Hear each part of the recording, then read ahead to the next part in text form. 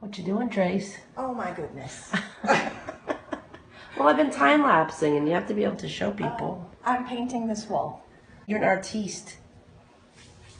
Well, I don't know if I'd go that far. Oh, I would.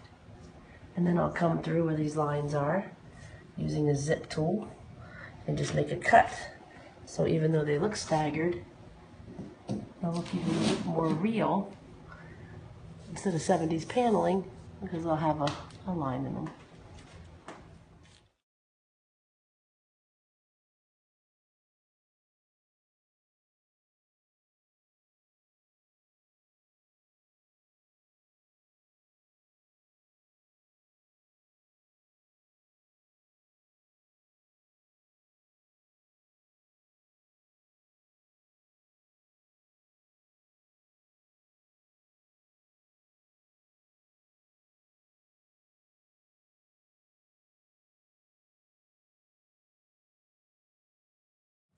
This is what the zip tool does.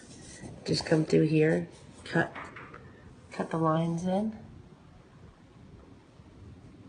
So it's rough in between there. It looks like different pieces of wood, even though it isn't.